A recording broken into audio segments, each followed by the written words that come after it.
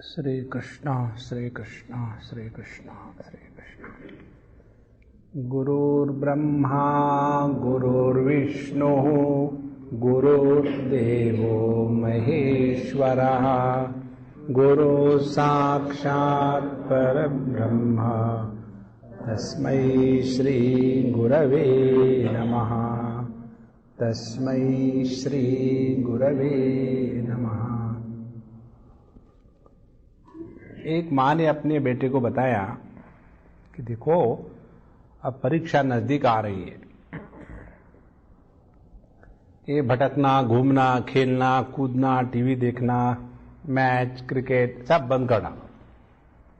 बोले ठीक है मम्मी। उसने बंद कर दिया। उसके बाद परीक्षा में फेल हुआ। माँ ने कहा मैंने तुमको कहा था, तुमने किया? बोले हाँ किया था। बोले क्या क्या किया? बोले मैंने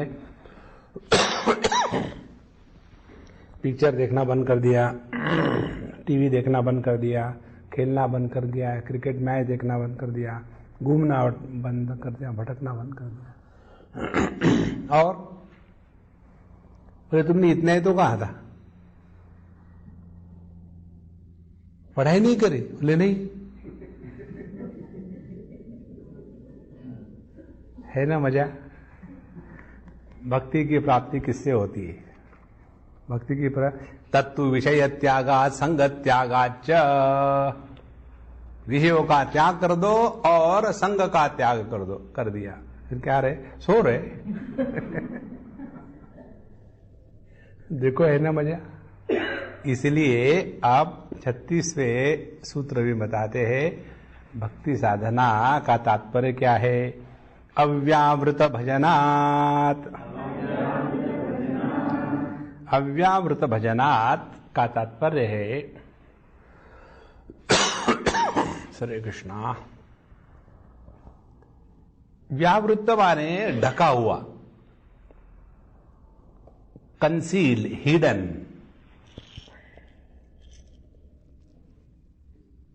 भगवान के सामने जब हम जाते हैं ना, तब निरावरण होना ही भगवत प्राप्ति है। वेदांत की दृष्टि में कहेंगे तो आवरण भंग, योग की दृष्टि से कहेंगे तो चित्तवृत्ति निरोधा। ये सबका तात्पर्य एक ही है। चित्तवृत्तियों का निरोध जब हो गया तो वृत्तियों के आवरण के कारण जो हम अपने स्वरूप से बिछड़ गए से थे वो खत्म हो गया। इसीलिए तदा दृष्टु स्वरूप अवस्था। घूंघट के पटखोल तोहे पिया मिलेंगे। ये जो घूंघट है यही है आवरण। तो इन आवरणों के भजनात् इसको तोड़ देना है।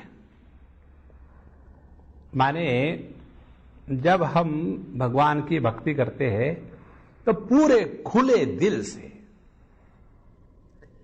देखो कबीर जी का एक दोहा है, जो खोजन तो पाइया, जिसने खोजा उसको मिल गया।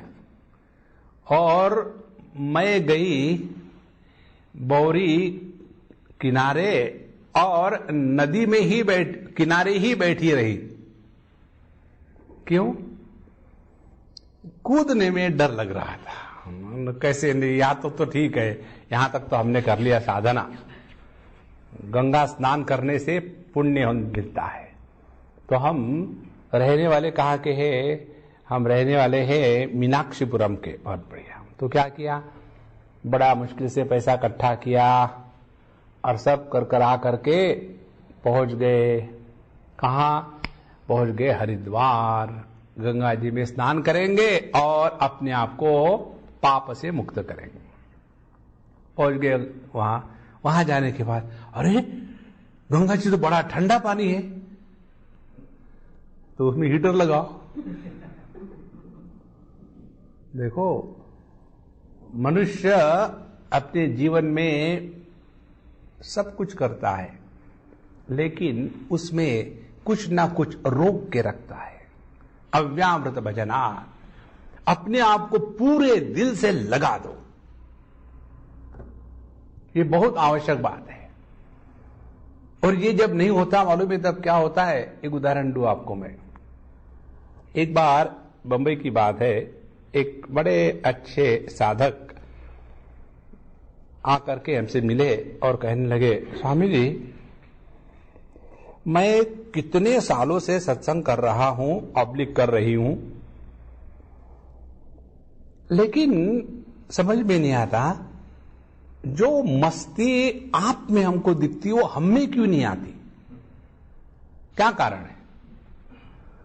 हमने कहा हम मस्ती ब्रांड आटा खाते हैं।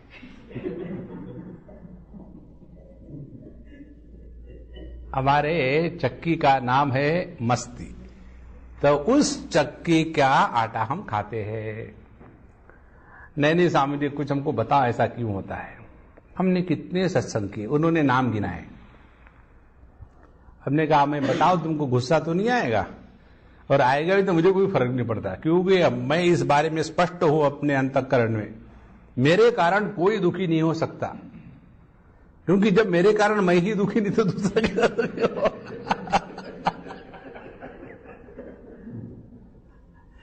तो फिर दूसरे दुखी क्यों होते हैं? वो स्वतंत्र है, भारत देश के नागरिक है, उनको दुखी होने का पूर्ण अधिकार है, हमको कोई लेना देना नहीं।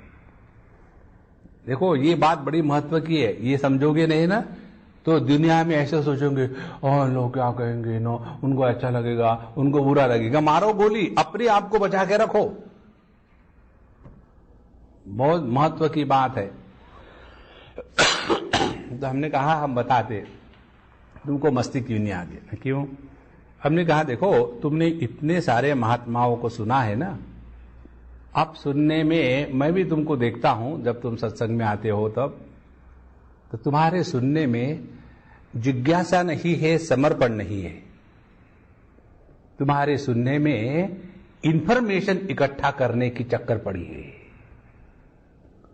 इस महात्मा ने ये कहा था, उसने ये कहा था, उसने ऐसा कहा था, ये तो ऐसा कह रहा है, वो सच है कि ये सच है, खचुर खचुर खचुर खचुर खचुर खचुर। केशव कर्तनालय होता है ना, कर्तन किसको मालूम है कहते हैं? तर्क शब्द को विपरीत कर दो तो कर्त हो जाता है, तर्क कर्त। हर चीज को लेकर के तर्क के माध्यम से जब हम मूल्यांकन करना शुरू कर देते हैं तो हम वर्तमान में नहीं रहते। देखो ये बहुत महत्व की बात है, प्रत्येक साधक के जीवन में आता है।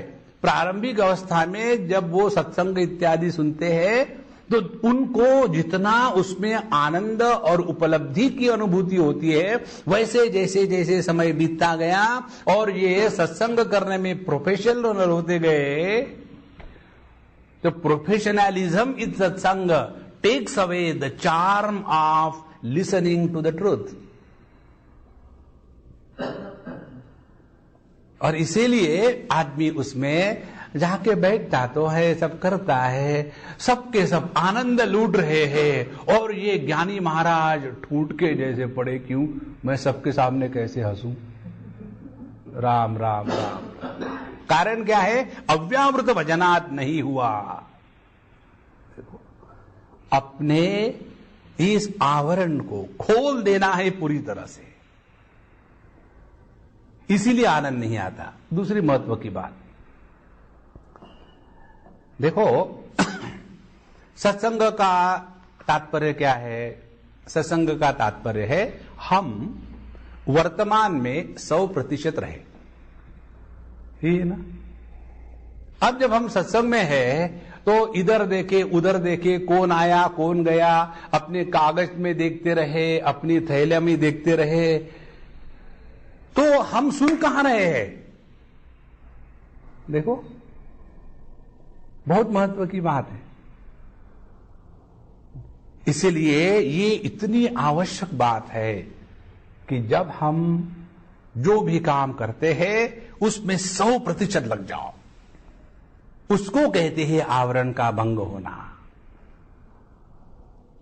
और इसीलिए भक्ति साधना का ये सबसे बड़ा महत्व का अंग है अव्यावृत भजनात्। अपने आप को पूरी तरह से लगा दो, तब जाकर के आनंद आता है, अव्यावृत भजनात्। अच्छा, उसके बाद अव्यावृत भजनात् का तात्पर्य है कि हमारे भजन में कहीं खंड न हो। अव्यावृत माने अखंड। भजन में खंड क्यों होता है? देश काल वस्तु व्यक्ति परिस्थिति के कारण। कैसे होता है?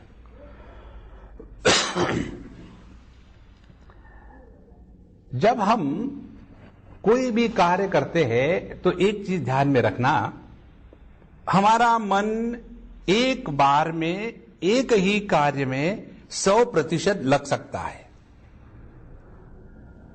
जैसे जिनको कंप्यूटर मालूम है उनको पता चलेगा, जब हम 10 खिड़कियां खोल देते हैं, भले आपकी 10 खिड़कियां खुली हुई हो, लेकिन एक्टिवेट एक ही होती है at a time. You may be operating 10 windows, but at a time there is only one window which is activated. देखो, इसी प्रकार से हमारा मन इधर की बात उधर की बात, ये विषय वो विषय, इन सब का चिंतन चल रहा हो, लेकिन एक्टिवेट केवल एक ही को कर सकता है, और उसी एक को एक्टिवेट करके उसी में लगे रहना, उसको कहते हैं भक्ति, अव्यावृत भजनात्। इसलिए अपने मन को अखंड इस तत्व में लगाना, उसको कहते हैं भक्ति। देखो, तीसरी महत्व की बात हमने शायद आपको कल या यहां बताई थी स्टूडेंट्स के क्लास में,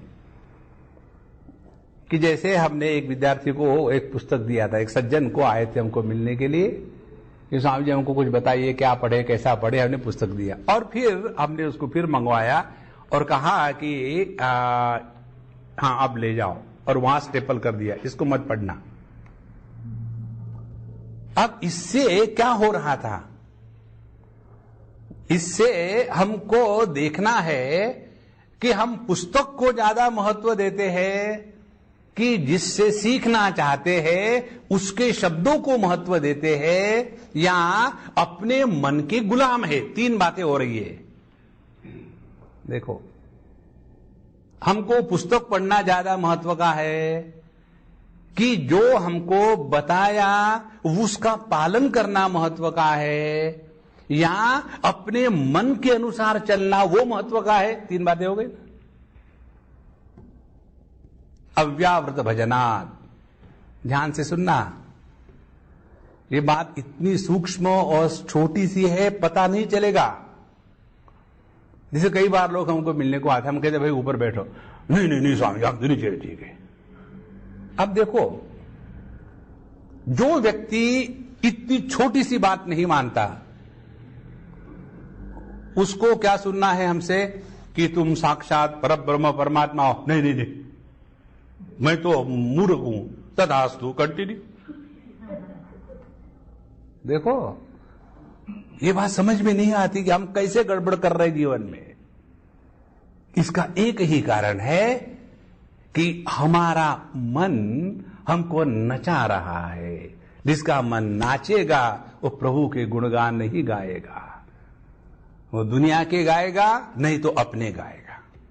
अव्यावृत भजनात्। इसलिए भगवान का नाम स्मरण भजन अखंड चलता रहे, बाकी सब छोड़ दे।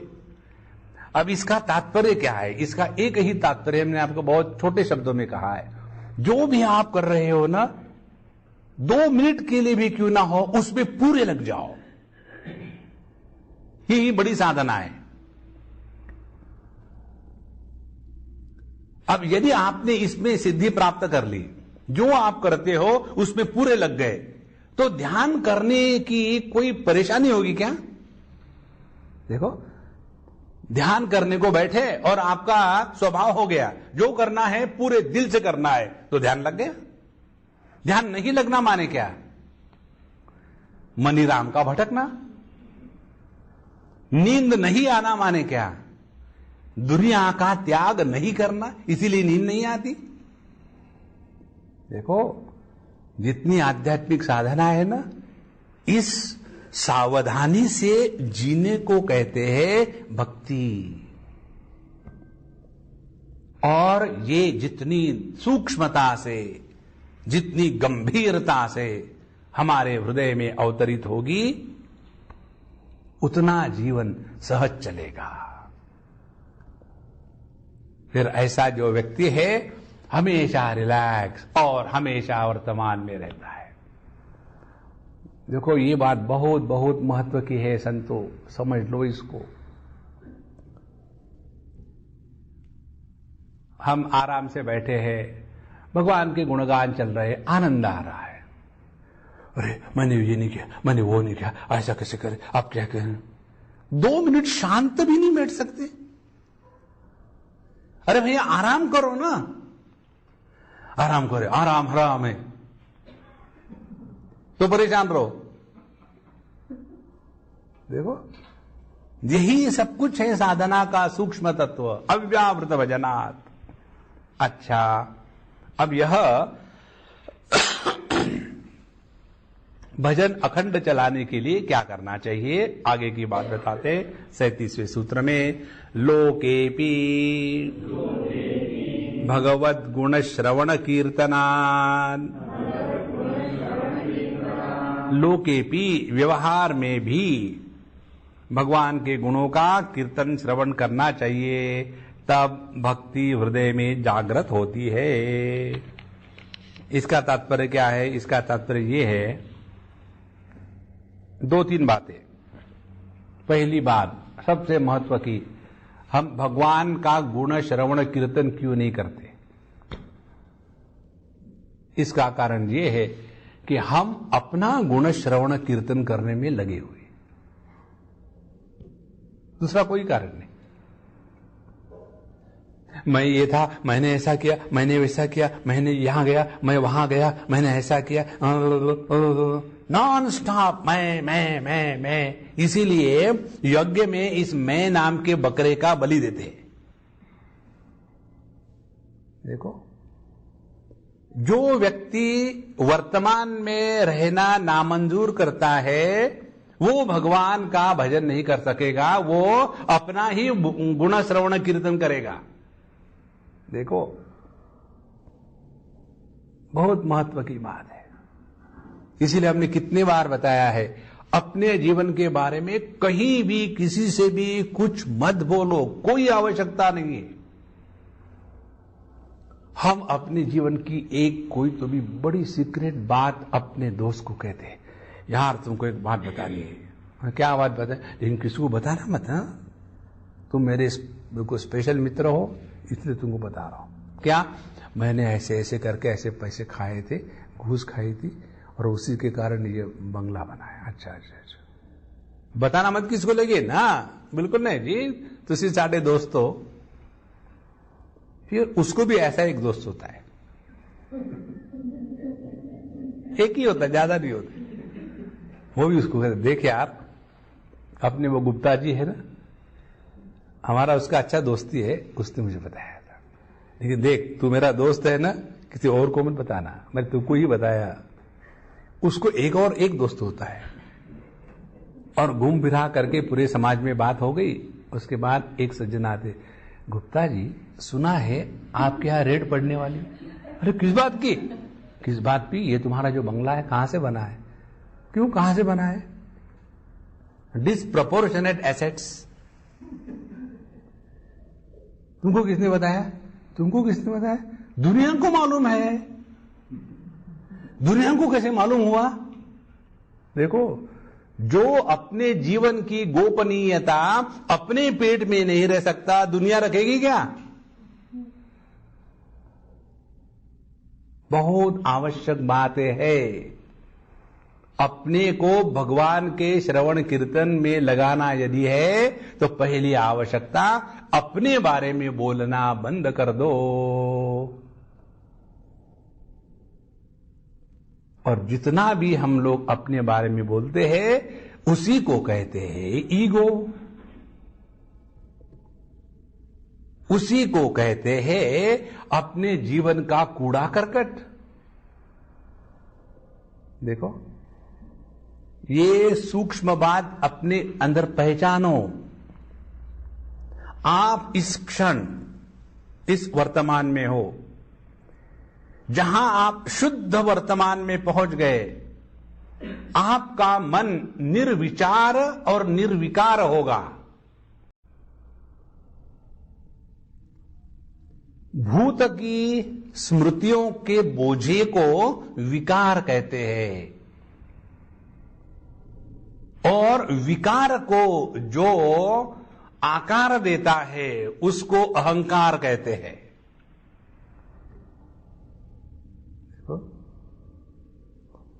निकाल डालो इसको।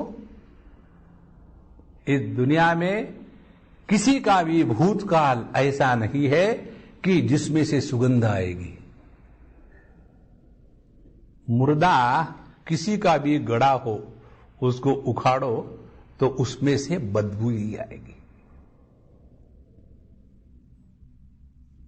तब जाकर के अखंड भगवान का नाम स्मरण होगा।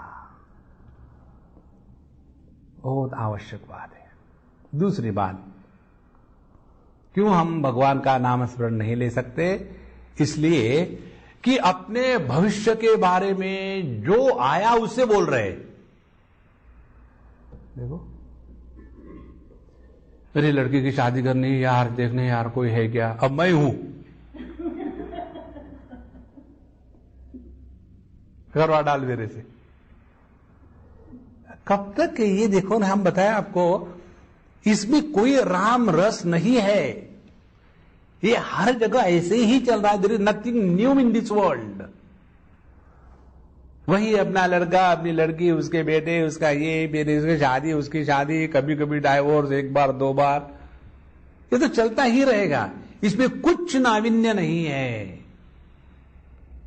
देखो, तब जाकर के प्रभु के भजन कीर्तन प्रारंभ होते हैं, अन्यथा नहीं। तो ये दो बातें कर लो, उसके बाद फिर सवर आएगा। फिर करे क्या? जाकर के सत्संग करो। प्रविष्टः कर्णरंध्रेन स्वानाम भावसरोरुहम धुनोति शमलम कृष्णः सलिलस्य यथा शरद। भगवान कान के माध्यम से हमारे हृदय सरोवर में प्रवेश करते हैं। और जैसे शरद ऋतु में मटमैली नदियों की जो मिट्टी है, शरद ऋतु के आने से अपने आप नीचे बैठ जाती है। गंगा जी जो मटमैली चल रही थी, इतनी शरद ऋतु में शुद्ध पवित्र और जमीन तक उसको हम देख सकते हैं पानी में से। इसी प्रकार से भगवान कृष्ण का शरद ऋतु हमारे हृदय में आया तो अपने आप जितने भी हमारे मन के ये राग, द्वेष, काम, क्रोध, दुनिया भर की कचरा है, अपने आप शांत हो जाएंगे। तब जाकर के हमारा हृदय सरोवर एकदम शुद्ध पवित्र होगा। और उस शुद्ध पवित्र अंतःकरण में भगवान के सिवा किसी का भी अस्तित्व नहीं हो सकता। देखो, अंतःकरण की शुद्धि का तात्पर्य यही है। शुद्ध अंतःकरण के दो अर्थ है, एक निगेटिव दृष्टि से, एक पॉजिटिव दृष्टि से। निगेटिव दृष्टि से माने जिसमें भूत भविष्य के चक्कर नहीं है, और पॉजिटिव दृष्टि से माने जिस अंतःकरण में ज्ञान की दृष्टि से कहो तो तत्व जिज्ञासा जागृत हो गई, योग की दृष्टि से कहो तो चित्तवृत्ति निरोध हो गया, और भक्ति के दृष्टि से कहो तो भगवान के नाम में, गुण श्रवण में रस आने लगा। देखो, जिस व्यक्ति को रस आता है वो वर्तमान में रहता है। समझ लेना, ये बहुत आनंद की बात है। जिसको रस नहीं आता, अब ना खाए जा रहा है, क्या हो गया गुप्ता जी, क्या होना है? फिर जी यहां कुछ डालते ही नहीं सब्जियों में। क्या डाला? सभी तो डाला है, सब्जी डाली है, पानी है, और क्या चीज। इसके साथ यदि कुछ और देना, मिर्च, मसाले, अचार, पापड़, और रोज रोज वही चीज अपनी, वही सब्जी, वही दाल, कैसे क्या है? इसलिए यहां किस लिए आए हो? वजन कम करने के लिए।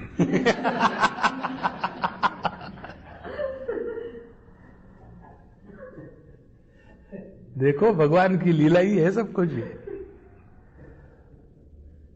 इसीलिए जिसके जीवन में रस जागृत हो गया है वो भगवान की भक्ति में मस्त हो गया है।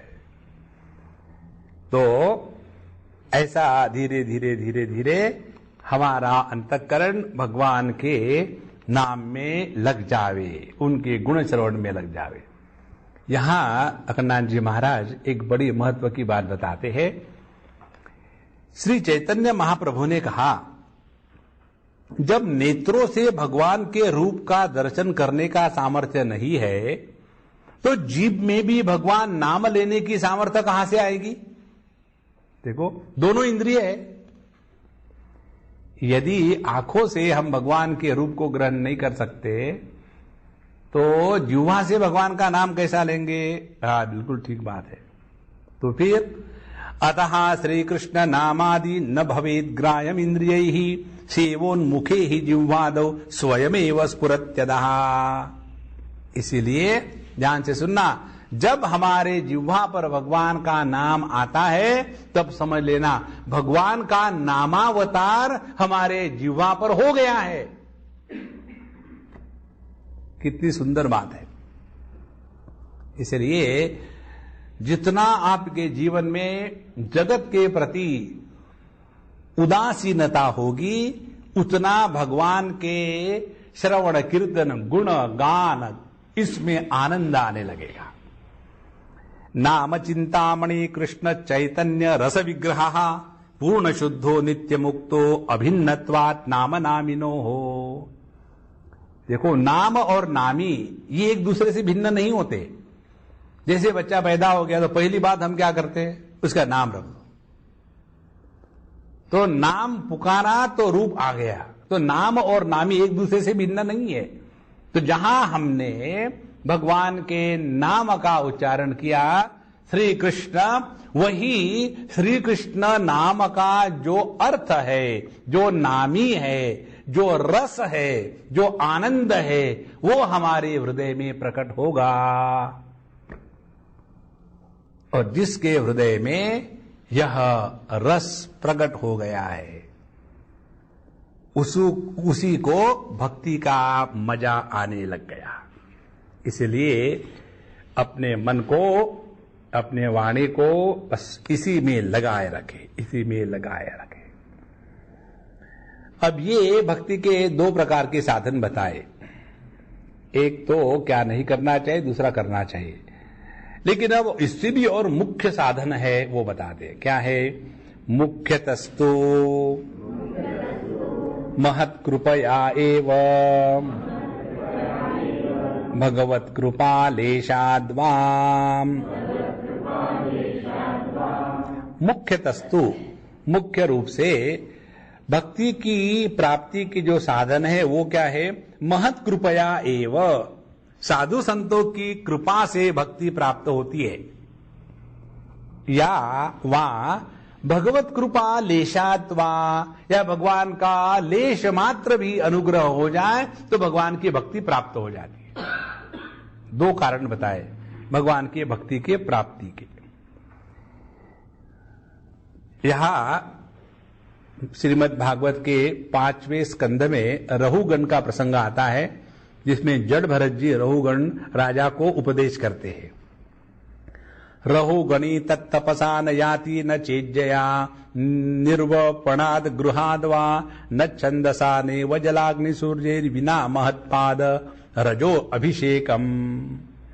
हे रहुगण राजा, तुम जो परमात्मा की प्राप्ति करना चाहते हो वो घर छोड़ने से, आश्रम में जाने से, अनेक प्रकार की तपस्या करने से, सूर्य जल अग्नि इसकी पूजा करने से नहीं होता। फिर किससे होता है? महत्पाद रज अभिषेकम, साधु संतों का संग करने से ही भगवान के प्रति भक्ति प्रेम प्रकट हो जाती है। देखो, डायरेक्टली भगवान से क्यों ना मांगे भक्ति? सीक्रेट बताऊं क्या? भगवान भी प्रेम के भूखे हैं। जो स्वयं भूखा है दूसरों को क्या देगा? देखो, भक्ति की प्राप्ति मुख्य रूप से सत्संग से होती है। इसलिए अपने जीवन में सबसे बड़ी साधना यदि कोई है तो सत्संग। लेकिन वो सत्संग कैसे करना चाहिए? इवैल्यूएशन करने के लिए नहीं, प्रोफेशनल होके नहीं। एक हमारे बंगाली मित्र है दिल्ली के, कभी जिंदगी में उन्होंने सत्संग नहीं किया। उनकी पत्नी का देहांत हो गया, अब फ्रस्ट्रेट हो गए और हमसे टकरा गए, और वही हमको ड्राइव करके ले जाते थे। 3 साल तक की बात है। और धीरे धीरे उनमें बहुत परिवर्तन आने लग गया। और कभी भी जब आएंगे वो बिल्कुल इतने जैसे मुर्दे के जैसे कड़क थे। कभी हंसना नहीं, कभी किसी को देखना नहीं, कभी को विश नहीं करना। Typical arrogance of a bureaucrat at a high level. हंसना कैसे? हम इतने बड़े ऑफिसर हैं, सबके सामने हंसेंगे तो रोना अच्छा है, हंसना मत। तो ये बात जो हम बता रहे हैं ना, ये साईं बाबा की पोथी में आती है। जो हेमाड़ पंत है दाभोलकर, जिन्होंने उस ग्रंथ का निर्माण किया, वो लिखते हैं कि जब मैं बंबई में था तो वहां बड़े बड़े महात्मा लोग थे, और मुझे मेरे दोस्त कहते थे कि चलो ऐसे ऐसे बाबा है, उन बाबा के पास जाकर के उनसे आशीर्वाद लेंगे। तो मैं हमेशा यही सोचता था, जहां हजारों लोग जाते हैं वहां मैं मैजिस्ट्रेट कैसे जाऊं? इसलिए मैं कभी नहीं गया। No, it is below my dignity to visit the mahatmas. बोले अब मुझे लगता है कि मेरे जैसा बेवकूफ कोई था नहीं। क्यों भूतकाल में जाते हो? वर्तमान भी वही है। देखो, तो हम यदि सत्संग में जावे तो सत्संग में जाने का प्रयोजन क्या है? तो उनसे हमने सीखा, उन्होंने ही हमको बताया। बोले स्वामी जी, आपने मुझे कभी नहीं पूछा कि आप कभी किसी जो ग्रंथ पढ़ाते हैं उसको लेते नहीं। आपने कभी हमको नहीं कहा कि जब सभी लोग दोहराते हैं, हम कभी नहीं दोहराते, हम कभी नोट्स नहीं लिखते, हम ऐसे बैठे रहते हैं बुद्ध के जैसे। हमने कहा भाई देखो, हमारी दुकान है, जिसको जो चाहिए ले जाओ, हमको कुछ लेना देना नहीं किसी से। बोले स्वामी जी, मैं आज आपको बताता हूं। क्या? बोले मैंने अपने अंतःकरण में नियम कर लिया था कि रोज आपसे मैं एक चीज सीखने के लिए ले जाऊंगा, और जब मैं सुनता हूं उसमें से कोई एक चीज जो मेरे हृदय में चोट मार के घुस जाती है, उसको मैं पकड़ के रखता हूं और पूरे दिन भर उसी के ऊपर चिंतन करता हूं। देखो कितनी सुंदर बात है। और यदि हमारे सत्संग में यह तुलना की बात हो रही, हम आपको इसलिए बता रहे इसके बारे में। एक ब्रह्मचारिणी थी, बंबई की या कहीं की बात है, वो हमारे सत्संग को आती थी। और आने के बाद उसने कहा कि स्वामी जी, हम ऐसे ऐसे है, हम ऐसे ऐसे महात्मा के शिष्य है, और हम भी चाहते हैं बढ़िया बढ़िया सत्संग करें। तो हमारे यहाँ 2-4 अम्माएं आती है, तो मैं आपके सत्संग के लिए मालूम है क्यों आती हूं? मैंने बोला मुझे क्या मालूम। बोले मैं इसलिए आती हूं कि कहानियां और जोक्स में इकट्ठा करती हूं, ताकि जाकर के मैं अपने सत्संग में बताऊं। राम राम। देखो, मत संगहा भगवत कृपालेशाद्वा। साधु संतों का जो संग होता है वो उनके इवैल्यूएशन करने के लिए नहीं, अपने को सीखना है। तीसरी महत्व की बात, हमारे अंतःकरण में जब किसी के भी प्रति आदर की भावना समाप्त हो गई तो उस स्थान से हम सीखने की प्रक्रिया बंद कर देते हैं। हम हमेशा उसी से सीखते हैं जिसके प्रति हमारे अंतःकरण में आदर होवे। और आदर कब होगा? आदर तब होगा कि जब हम आदरणीय स्थान का मूल्यांकन नहीं करते तब।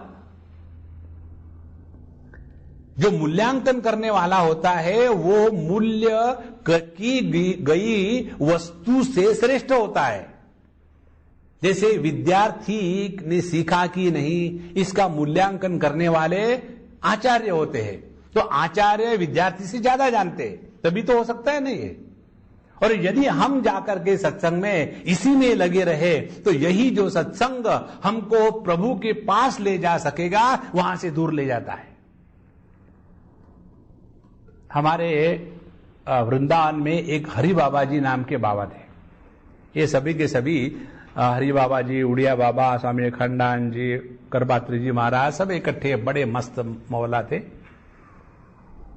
एक बार, और वो हरि बाबा जी महाराज जो थे वो कभी भी आंखें उठा करके किसी को नहीं दिखते थे, ऐसा नीचे बैठे रहते थे। और उनका सत्संग क्या था, जितनी भी पुराने साधु संतों की कहानियां हैं, भक्तिमाल इत्यादि ग्रंथ, वो लेकर के पढ़ते थे। और अगला सुन रहा कि नहीं सुन रहा, कोई है कि नहीं, इनको कोई मतलब नहीं। वो पढ़ते थे, सुनते थे और सुनाते थे। उसी में एक हाथ दो कोई विषय आ गया तो बोल दिया। एक बार वो जब कहीं भागवत कथा में जाते थे तो उनके एक भक्त ने, शिष्य ने कहा कि महाराज जी, हम उस शास्त्री जी के यहाँ जो भगवत कथा के लिए जाते हैं ना, वो आदमी बड़ा ही अहंकारी है। बोले क्यों भाई? बोले देखो, उसने अपने घर के दीवालों पर उसको जो जो सम्मान पत्र मिले हैं और जो जो शालें मिली है और बड़े बड़े फोटो जो है चारों तरफ लगा के रखे हैं। इतनी नुमाइश करने की भक्त को क्या जरूरत है? तो अरे बाबा जी बोले, अच्छा ऐसा है, मैं भी तो वहां रोज जाता हूं, कि मैंने तो आज तक कभी देखा नहीं कुछ। देखो, हम सत्संग के लिए जाते हैं या उस शास्त्री जी का मूल्यांकन करने के लिए जाते हैं? देखो, और इसीलिए इतने बड़े श्रेष्ठ संत होने के बाद भी उन्होंने उस भागवत कथा करने वाले से कुछ सीखा होगा। और ये उन्हीं का शिष्य जब मूल्यांकन करने की दृष्टि से जाता है तो वो कुछ नहीं सीख सकता, कारण उसके प्रति आदर नष्ट हो गया। देखो कितनी महत्व की बात। इसीलिए हमने आपको बताया, मुख्यतस्तु महत् कृपया एवं, साधु संतों की कृपा से, सत्संग से ही हो सकती है भक्ति। लेकिन वो भी तब होगी जब हम साधु संतों के प्रति आदर की भावना से जाते हैं, अन्यथा नहीं। मूल्यांकन करना ये सबसे बड़ा दोष है। इसको कहते हैं शास्त्रों की भाषा में, यह भक्तों का अपराध है, भक्त अपराध। यदि हमने भगवान का अपराध किया तो भगवान माफ कर देंगे, लेकिन भक्त का अपमान किया तो भगवान किसी को भी माफ नहीं करते। इसमें बहुत सुंदर सुंदर कहानियां बताई है, आप उसको जब समय मिले तब पढ़ लेना। अब देखो, यहां एक बहुत सिद्धांत की बात जो हमारे हृदय की है, यहां भी मिली हमको तो बड़ा आनंद आया। कहते हैं, इसी प्रकार जब महापुरुष संसारी प्राणी को दुखी देखते हैं तो उनके मन में दया आती है। महात्मा को किसी से कुछ चाहिए नहीं, पर पड़ोसी के घर आग लग जाए तो हम चुप नहीं बैठ सकते। इसी प्रकार किसी भी दुखी के सम्मुख आने पर महापुरुष कृपा करते हैं। अब सबसे महत्व की बात, प्रचार करना, सारे संसार को सुधारने में लगना महापुरुष का काम नहीं है। प्रचार की कक्षा दूसरी है। महापुरुष वह है जो कहता समझता है कि भगवान की व्यवस्था में हस्तक्षेप करना हमें अभिष्ट नहीं है। सबके उद्धार का, सबको भक्त बनाने का उसने ठेका नहीं लिया है। देखो, हमको ये बात स्वामी अखंडानंद जी ने कही थी 80s में। हम जब गए थे, जवान थे, तो हमने कहा स्वामी जी हमको जाना है हमारे लेक्चर से ऐसे ऐसे स्थान पर। बोले मत जाओ। तो हमको लगा अब कैसे मत जाओ, जब लेक्चर ऑर्गेनाइज किए हैं, लोगों का है, ये करना है वो करना है, कैसे। हम बोले तो कुछ नहीं, लेकिन मन में कुछ कुछ हो रहा। और उनको मजा आ रहा। फिर उन्होंने कहा देखो एक हर बार अपना संकल्प तोड़ देना चाहिए, नहीं तो अपने संकल्प में बड़ा निष्ठावान हूं, ये अभिमान जागृत होता है, तोड़ दो कोई बात नहीं। तो फिर मैं चुप रहा। उसके बाद उन्होंने देखा देखो जाओ, लेकिन एक बात याद रखना, यदि तुम्हारी अद्वैत की निष्ठा होगी तो तुम धर्म प्रचार नहीं कर पाओगे, और अद्वैत की निष्ठा यदि नहीं है तो दूसरों को सुधारने में लग जाओगे, और जो जो दूसरों को सुधारने में लगे हैं उनका सत्यानाश हुआ, इतना याद रखना। उस समय के उन्होंने जो हमको शब्द कहे थे वृंदावन में, और ये शब्द देखो एक ही बात है। जहां मनुष्य दूसरे को सुधारने में लग जाता है उसने ये स्वीकार कर लिया अपन तो सुधरे हुए।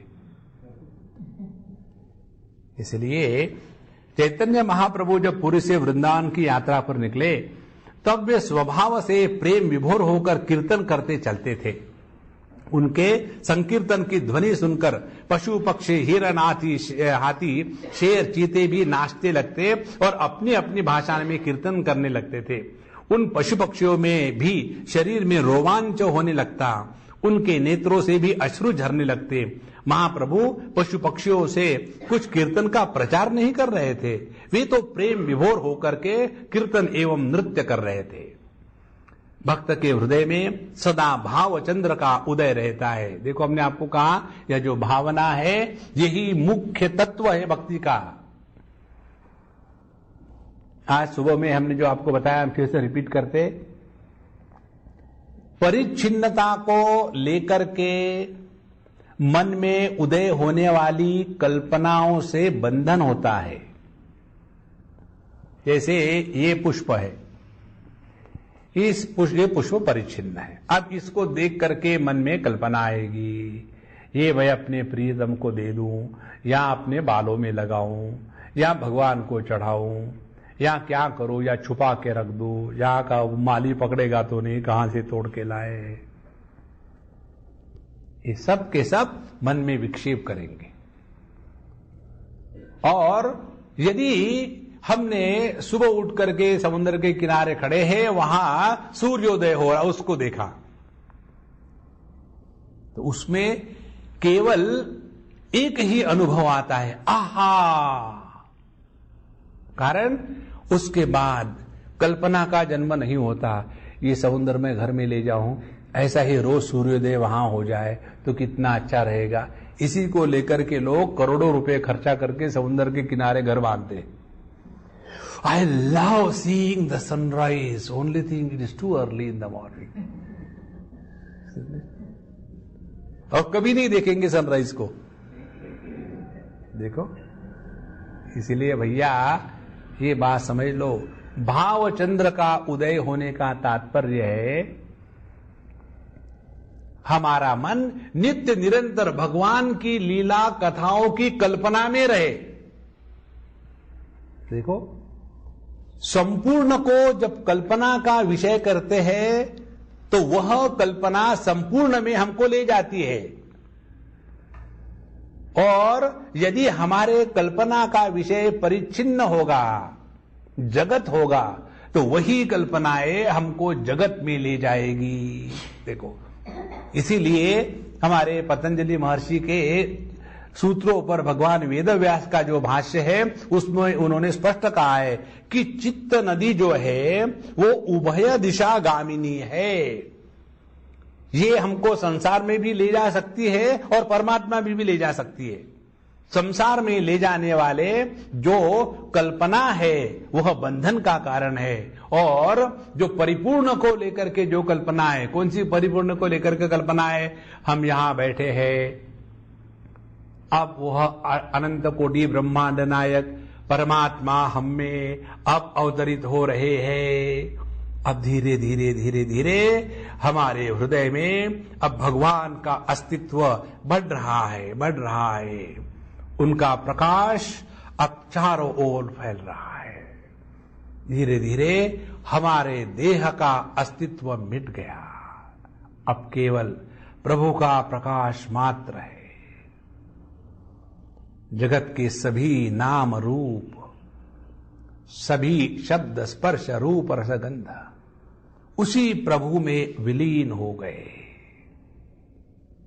इस भावना में नित्य निरंतर रहना, इसको कहते हैं भाव समाधि।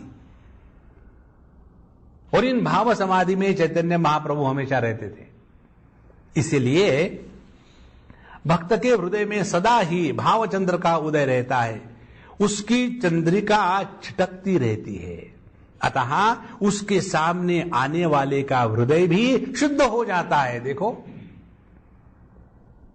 ये बात हमको इतनी परेशान करती है कई बार, जैसे ना कि भले आपके जीवन में किसी के प्रति द्वेष ना हो, किसी के प्रति दुर्भावना ना हो, फिर भी जैसे व्यक्ति के मन में किसी वस्तु के प्रति दुर्भावना नहीं होती, जैसे हमारे मन में दूध के प्रति कोई दुर्भावना नहीं है, लेकिन जब दूध हमारे देह में जाता है तो हमको परेशान करता है। तो हम करें क्या? दूर रखो, कोई जरूरत नहीं दूध को लेना, नहीं सूट होता, नहीं सूट होता। इसी प्रकार से कोई कोई व्यक्तित्व ऐसे होते हैं कि जिनके उपस्थिति मात्र से आपके पूरे मन में विक्षेप आने लग जाते हैं। तो उसके साथ झगड़ा मत करो, ना उस व्यक्ति के साथ, ना अपने मन के साथ, फिर भागो। रणछोड़दास की जय। ये ऐसा क्यों होता है?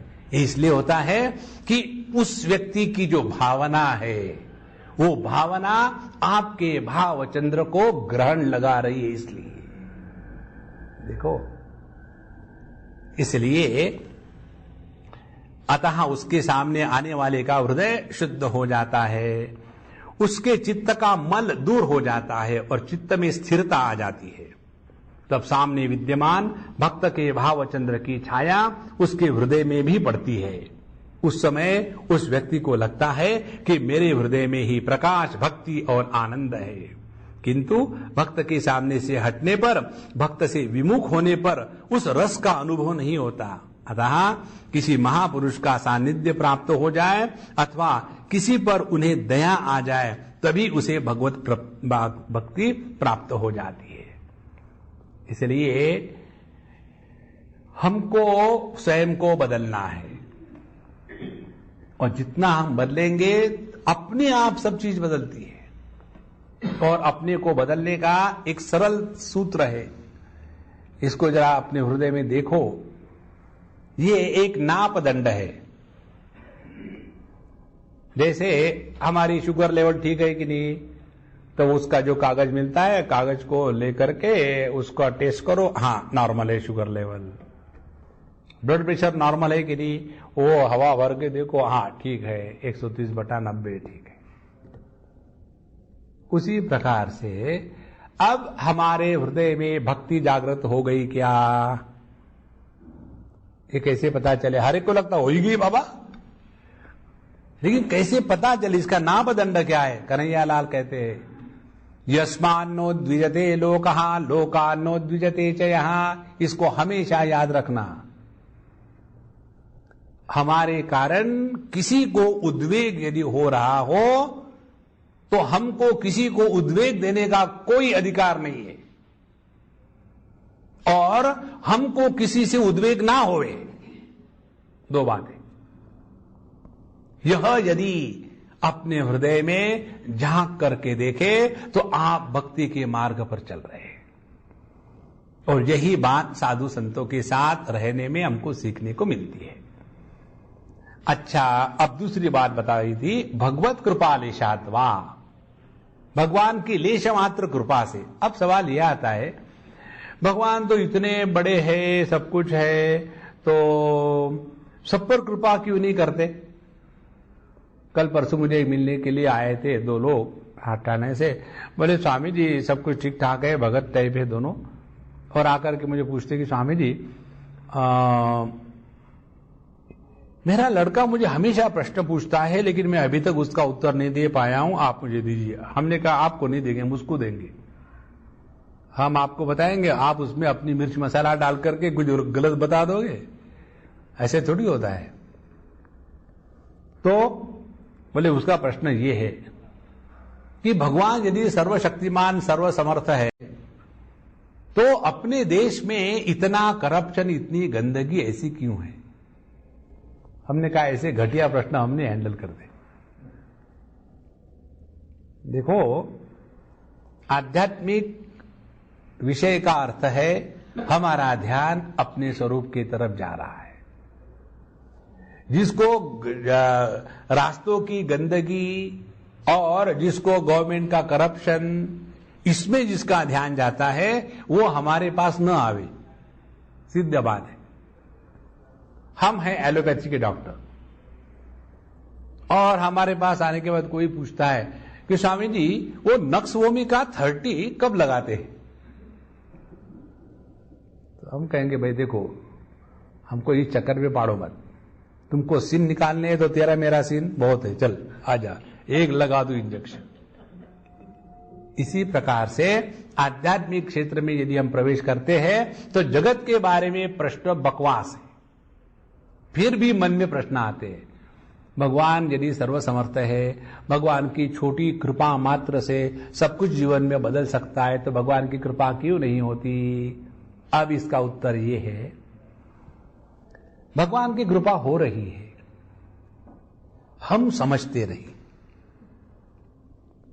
उसमें दोष किसका है?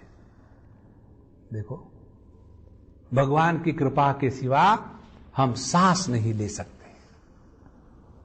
अपने सांस लेने का जो आनंद है ना, जब तक सांस चलती तब तक नहीं आता। जब किसी को अस्थमा हो जाए,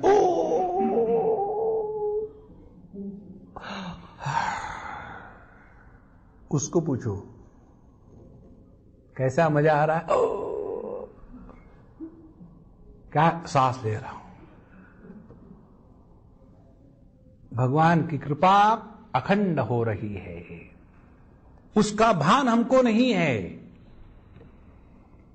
देखो कितनी महत्व की बात है। जैसे साधु संत इस बात को समझाने के लिए बताते हैं कहानियों के माध्यम से। ऐसे समझो कोई बच्चा ले लो, आप लोगों ने तो किया होगा, हमने बहुत किया है। आप लोगों को तो अपना एक एक, डेढ़ डेढ़, दो दो बच्चे होंगे। हमारे हजारों बच्चे हमने नहलाए हैं, उनको कपड़े पहनाए, उनको तेल से मालिश किया है। तो वही बच्चे बड़े बड़े होकर के हमको कहते, Swami ji do you remember मी? तो उन बच्चों को जब मां खींचती है, कीचड़ में गंदगी कर रहा है, उसको खींच करके जब नहलाती है तो वो नहीं नहाना चाहता। खेलने में कितना मजा आ रहा, और mummy she is a devil incarnate. उस समय मां क्या करती है? डजंट केयर, उसको खींच के लाया और रो रहा है तो एनीवे रो रहा है तो लगा दो चार, हाथ भी साफ हो जाते हैं और बिना उस पर कोई कंपैशन दिखा करके उसको रगड़ रगड़ के साफ कर देगी। और जब साफ होने के बाद जब उसको पाउडर लगाया, बढ़िया कपड़े पहनाए, तो उसी समय बच्चा मम्मी को थैंक यू कहे बगैर ऐसा गहरी नींद में सो जाता है। उस समय उस बच्चे को कभी नहीं समझता कि ये जो मम्मी मुझे खींच खार के मार पीट के कर रही है, इसमें मां की कृपा ही है। देखो, हमारे कृपा का अर्थ क्या होता है? हमारी कृपा का अर्थ, यदि हम बीमार है तो स्वास्थ्य लाभ के लिए योग्य डॉक्टर मिले, तब भगवान की कृपा हुई। माने हमारी कृपा हमको संसार में ले जावे तो भगवान की कृपा हुई। भगवान की कृपा क्या होती है? संसार से उपरत करके अपने तरफ में वो खींचाने में लगा हुआ है, वह भगवान की असली कृपा है। ये समझ में कहां आता है? देखो, जिन मां बापों को बच्चे बुढ़ापे में धुतकारते हैं, तिरस्कार करते हैं, वो मां बाप अत्यंत भाग्यवान है। कैसे? उसी के द्वारा आपके अंतःकरण से ये माया मोह ममता ये अपने आप कट गया। अब लग जाओ प्रभु के दर्शन के लिए 24 घंटे अव्यावृत भजनात्। देखो, तो ये यदि हम अपने बच्चों में ही फंसे हैं जिंदगी भर, कुछ नहीं होने वाला। लेकिन यह जो भगवान की कृपा है ये समझ में कहां आती है? देखो स्वामी जी, लोगों के बच्चे कैसे हैं, अपने माँ बाप का आदर करते हैं, और मेरे बच्चे कैसे हैं? तो फिर अब मैं क्या करूं? आप कुछ समझाओ। किसको? बच्चों को। मेरे पास कौन आया है? बच्चे की आप आए। आप समझते हो क्या? भाई, जब तुम नहीं समझते तुम्हारे बच्चे क्या समझेंगे? देखो महाराज, अपने आप को बदलने के लिए यह परमात्मा अनेक प्रकार की परिस्थितियां निर्माण कर देता है, और प्रत्येक परिस्थिति हमको प्रभु के पास पहुंचाती है। ये जब समझ में आएगा ना, तब समझ लेना कि भगवान की कृपा हो गई। ना समझी ही भगवान की कृपा हमको दूर ले जाती है। देखो, एक बड़ा पत्थर पड़ा हुआ था, एक शिल्पकार ने जाकर के देखा, अरे ये बढ़िया पत्थर है, और अपनी हथौड़ी छन्नी आकर के रोज आकर के ठोकना ठाकना शुरू कर दिया। रोज वो पत्थर भगवान से प्रार्थना करता, भगवान देखो इतने सारे पत्थर पड़े हुए, मुझे ही चूसना पड़ा, मैंने क्या पाप किया था, अब देखो फिर आ रहा, वो फिर आ रहा, खटाखट रोज छन्नी, वही हथौड़े। भगवान बिल्कुल नहीं सुनते, तुम रोते रहो। और जब उसमें से सुंदर मूर्ति का निर्माण हुआ और उस मूर्ति को एक दिव्य मंदिर में जाके रखा और उसकी सब पूजा अर्चा करने लग गए, तब वो पत्थर कहता है, मेरे साथ के जो पत्थर थे वही पड़े, और आज संपूर्ण विश्व मेरे सामने आकर के झुकता है। देखो, अपने जीवन के प्रत्येक कठिनाई में प्रभु का अनुग्रह है। ये जिसको समझ में आया वही भक्त है। और जो व्यक्ति ये चाहता है कि हम चाहे वैसा होवे, वो भक्त नहीं है, वो बनिया है। बनिया क्या चाहता है? हम चाहते वैसा होवे। भगवान की भक्ति कोई बार्गेन थोड़ी है। इसलिए जब तक हम अपने को पूरा लुटाना नहीं चाहते, तब तक कि कुछ नहीं होता। भगवत कृपा लेशाद्वा, तो भगवान की कृपा लेश मात्र बारे सब कुछ भगवान का दिया है, केवल उसको पहचानो। और ये पहचान कौन कराते हैं? साधु संत कराते हैं। और इसीलिए भगवान की कृपा होने के बाद भी यदि हमको समझ में न आवे तो सत्संग को जाओ, और वहां पता चलेगा कि जिसको लेकर के मैं रो रहा था वो तो खुशियां मनाने का समय है, रोने का समय नहीं है। देखो, हमारे नारद जी के जीवन में कथा आती है। वो अपने जीवन की कथा बताते हैं कि एक जन्म में मैं दासी पुत्र था, और मेरी मां अकेली और मैं। तो एक बार वहां कोई साधु संतों की मंडली आ गई, तो मैं भी वहां जाकर के बैठता था, उनके जो वार्तालाप है सुनता था। मुझे आनंद आता, समझ में नहीं आता था, आनंद जरूर आता था। जिसको समझ में आता है उसको आनंद नहीं आता।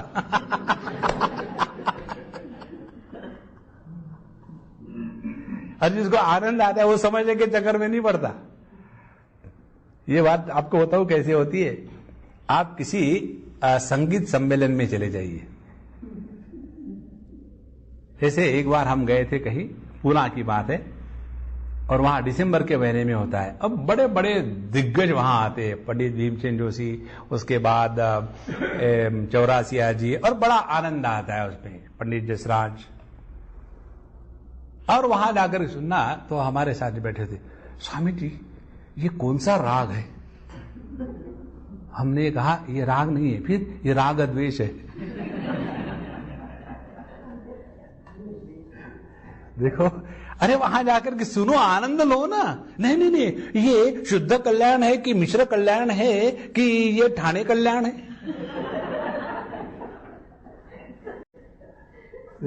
उसी में फंसे। कारण क्या, जानते हैं ना, ये जानने वाले महादुखी होते हैं। तो नारद जी कहते, मुझे समझ में नहीं आ रहा था लेकिन आनंद बड़ा आ रहा था कि जैसा शाम का समय होता फिर मां मुझे, नहीं चलो घर चलो, बस हो गया बाहर। तो मुझे हमेशा लगा क्यों मुझे नहीं बैठने देती साधु संतों के संग में, घर आके क्या करेंगे, वही अपना क्या क्या क्या क्या। तो एक दिन बोले मेरी मां किसी के घर दोहने गई गाय को। वहां जब रास्ते में जब गई तो एक कहीं से सांप आया और सांप ने मेरी मां को डसा और मेरी मां मर गई। और बोले मैं एकदम फ्री हो गया। और फिर साधु संतों के मंडली के साथ ही विचरता रहा। देखो, और हम लोग क्या कहेंगे, बेचारा नारद, बचपन में उसकी मां मर गई, तो फिर क्या करो, अब वो रो रहा, हम रो करके उसको और दुखी बनावे। एक बात समझ लेना, अपने जीवन का प्रत्येक दुख प्रभु के तरफ आकर्षण करने की भगवान की प्रक्रिया है। और देखो, जब तक हम आकर्षित नहीं होंगे वो छोड़ेंगे नहीं। जिद्दी है वो, एक बार उंगली पकड़ लेते हैं तो आपकी गर्दन तक पहुंच जाएंगे, छोड़ेंगे नहीं, आपके प्राण हर लेंगे। इसलिए भगवत कृपा लेशाद्वा, यह भगवान की कृपा हो रही है, ये बात हमको केवल साधु संत ही समझा सकते हैं। इसलिए भगवान श्री कृष्ण कहते हैं भागवत में 11वें स्कंद में, न रोधयति माम योगो न सांख्यम धर्म एवच न स्वाध्याय तपत्यागो नेष्टापूर्ते न दक्षिणा व्रतानि यज्ञ छंदांसि तीर्थानि नियमायमा यथा वरुंदते सत्संगः सर्वसंगापहो हि माम। देखो, 11 स्कंद में भगवान श्री कृष्ण के वचन है। न माम रोधयति योगः, देखो मुझे योग पकड़ नहीं सकता। योग ज्यादा से ज्यादा क्या करेगा, चित्त वृत्ति निरोध, मेरा निरोध करके दिखाओ ना। भगवान को रोकने का सामर्थ्य केवल भक्ति में है, और वो भक्ति प्राप्त होती है सत्संग से। उसी प्रकार से न सांख्यम न धर्म एवच, बड़ा सांख्य का अध्ययन करो, पुरुष प्रकृति का विवेक, उसके इतने अलिंग परिणाम है, फिर अविशेष लिंग परिणाम है, फिर विशेष लिंग परिणाम है, और उसके 24 तत्व है, और उसके बाद एक प्रकृति है, उसके अनेक पुरुष है, और कोई मतलब नहीं उससे। न रोधयति माम योगो न सांख्यम न धर्म एवच और न स्वाध्याय तपत्याग। बड़ा बड़ा स्वाध्याय कर रहे, बड़े बड़े ग्रंथ लेकर के अपना, अब वहां नहीं रक्षते डुकरुंग करने, और उसी को कर रहे नहीं रक्षते डुकरुंग करने। स्वाध्याय तपहा, सबका त्याग करेंगे, एक टांग पर खड़े होंगे। त्याग निष्ठापूर्ते न दक्षिणा न इष्टापूर्त। इष्ट और पूर्त दो प्रकार के कर्म। इष्ट कर्म शास्त्र के अनुसार जो हमको धार्मिक कर्म करने हैं, अपनी इच्छाओं को पूर्ण करने के लिए, उनको इष्ट कर्म कहते हैं। और पूर्त कर्म जो सामाजिक भलाई के लिए कर्म किए जाते हैं, उनको पूर्त कर्म कहते हैं। ना उसके द्वारा न दक्षिणा, डोनेशन देने से कुछ नहीं होता। व्रतानि यज्ञ छंदांसी, ये व्रत किया, अब हम ये चातुर्मास में प्याज नहीं खाएंगे, या तो केवल ही प्याज खाएंगे, ऐसे भी होते हैं। यज्ञ छंदांसी, अनेक प्रकार के यज्ञ किए, छंदों का, शास्त्रों का अध्ययन अध्यापन किया। तीर्थानि नियमायमा, अनेक प्रकार के तीर्थ स्थानों पर भटके, अनेक प्रकार के नियम लिए, यम नियम आसन प्राणायाम प्रत्याहार। यथा वरुंधते सत्संगः, जैसा मुझे सत्संग रोक लेता है वैसा मुझे कोई नहीं रोक सकता। देखो, जो ट्रेडिशनल दृष्टि से रामायण की कथा होती है ना, तो रामायण की कथा में एक आसन लगा के रखते हैं, उस पर कोई नहीं बैठता, क्योंकि उस आसन पर जहां भी राम कथा चल रही है वहां साक्षात हनुमान जी आकर के विराजमान होते हैं। देखो, वेदांत की कथा चल रही हो तो कौन आके बैठेगा? ब्रह्म। देखो, ब्रह्म कहां बैठेगा बेचारा? ब्रह्म तो बेचारा है। इसीलिए यथा वरुंधते सत्संगः सर्वसंगापहो हि माम। सर्वसंग अपहा, जो सभी संगों से हमको मुक्ति देता है, वही सत्संग हमारे जीवन में भक्ति माता का हृदय हमारे हृदय में अवतरण कराता है। देखो, ये बात जिस दिन समझ में आ जाए ना, हमने बहुत कुछ भगवान की कृपा प्राप्त कर ली। ये इतनी विचित्र बात होती है। एक बार हमने जैसे कथा पढ़ाए थे ना आपको प्रहलाद जी की, जब उनको कहा भगवान ने चलो भाई मैं विमान लेके आया हूं, तो बोले नहीं नहीं नहीं, मैं अकेला नहीं जाऊंगा, मैं सबको ले जाऊंगा। और सबको ले चलो, कौन आना चाहता है देखो तो सही। नोबडी वांट्स परमात्मा। हम चाहते हैं बस इस दुनिया की ईट पत्थरे मिले, थोड़ा नाम गुण मिले, थोड़ी और एक इंक्रीमेंट मिल जाए, बस बड़ा हो गया। ये तो ऐसा ही है। एक बिहारी को प्रेसिडेंट बुश के साथ मौका मिला जाकर के बात करने का। तो 5 मिनट का टाइम है, जो मांगना है मांग लो फटाफट। वहां गए, अब क्या मांगो क्या मांगो, क्योंकि मन में दुनिया भर की कंफ्यूजन है, क्या मांगो क्या मांगो। देखो 1 मिनट बचा है, जल्दी मांगो। 4 मिनट तो वैसे व्यस्त हो गए, 1 मिनट बचा है। फिर अब घबराए, हाँ तुरंत हाथ में तंबाकू की डब्बी लगी है। क्या चाहिए? चूना है।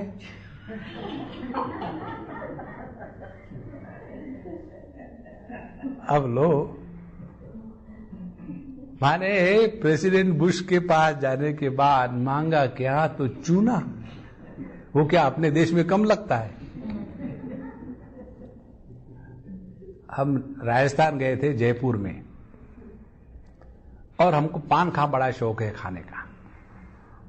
तो एक जगह बढ़िया खाना हो गया, और एक सज्जन हमको कहते, स्वामी जी आप पान नहीं खाते रहे तो यहाँ बहुत बढ़िया पान मिलता है। हमने कहा किसने कहा आपको हम नहीं खाते? बोले महात्मा लोग नहीं खाते। मैंने अल्लाह मैं छोटा आत्मा हूं, मैं महात्मा नहीं हूं, मैं खाता हूं। तुमको किसने कहा कि मैं महात्मा हूं? ये तुम्हारी गलती, मेरी गलती नहीं।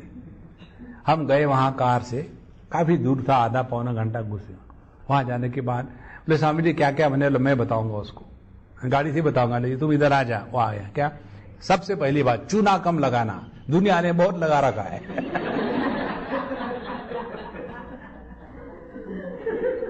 और वो पान वाला इतना खुश हो गया और उसने पान खिलाया। बोले महाराज जी आप यहां रोज आना। और उन्होंने हमारे पान के पैसे नहीं लिए।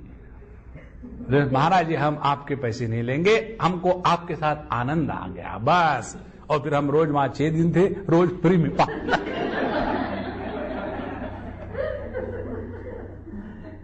देखो इस दुनिया में मांगना क्या है ये भी तो पता चले ना। जो परमात्मा संपूर्ण है उसको त्याग करके इस जगत की छोटी छोटी चीजों में फंसे हुए हैं। और ये बात हमको पता चलती है केवल सत्संग में। इसलिए यथा वरुंधते सत्संगः सर्वसंगापहो हि माम। बाकी सभी संगों को तिरस्कृत करके जैसे सत्संग मुझे पकड़ सकता है और कोई नहीं पकड़ सकता। अब यह भगवान की लेश मात्र कृपा, सत्संग इत्यादि। उसके बाद चलो हम भी जाते हैं सत्संग करने के लिए महात्माओं का। लेकिन वहां एक परेशानी है महाराज। क्या परेशानी है? 39 सूत्र। महत् संगस्तु दुर्लभः अगम्यः अमोघश्च अब ये महात्माओं का सत्संग प्राप्त होना बड़ा दुर्लभ है। क्यों दुर्लभ है? क्योंकि अगम्य, यहां महात्मा कौन है इसके कोई निशान थोड़ी होती है। 2 सिंह और 1 दुम महात्मा आ रहे। देखो, महात्मा का कोई भी मेकअप नहीं होता, लेकिन हमने अपने मन को ऐसा कुछ बना के रखा है। महात्मा माने एक प्रकार का यूनिफॉर्म हो और इस प्रकार का हो तो वो महात्मा है, अन्यथा नहीं। देखो, महात्मा का तात्पर्य ये है कि जिसके संपर्क में तत्व का चिंतन चल रहा हो, मन शांत प्रसन्न हो और अपने आप को संपूर्ण समर्पण की भावना आ जाए। समझ लेना, हमारे जीवन में संत महात्मा का अवतरण हो गया है। ये बहुत कठिन होता है किसी के सामने संपूर्ण रूप से अपने आप को समर्पित कर देना, बहुत कठिन होता है। और जहां ये भाव उदय होता है, समझ लेना हमने अपने जीवन में, अपने जीवन के आखिरी पड़ाव पर आ गए, साधु संतों के चरणों में अब निवेदित हो गए। महत् संगस्तु दुर्लभ। महात्मा दुर्लभ नहीं है, उनका संग दुर्लभ है। कारण क्या है? क्योंकि हमने ही महात्माओं का डिस्क्रिप्शन रख दिया है। महात्मा कैसे हो सकते हैं यहां बताते हैं। क्वचित शिष्टा, क्वचित भ्रष्टा, क्वचित भूत पिशाचवत, नाना रूप धरा कौला विचरंती महीतले। कभी कभी आपको महात्मा लोग बड़े शरीफ दिखेंगे, कभी क्वचित भ्रष्टा, एकदम भ्रष्ट दिखेंगे। योगरतो वा भोगरतो वा संगरतो वा संगविहीना। और जैसे हमारी भावना होगी वैसा ही हम महात्माओं में देखेंगे।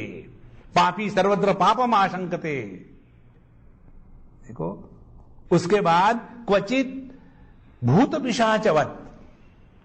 और कोई कोई ऐसे होते हैं कि एकदम भयानक, उनके पास जाओ तो भूखने लगते हैं। नाना रूप धरा कौला।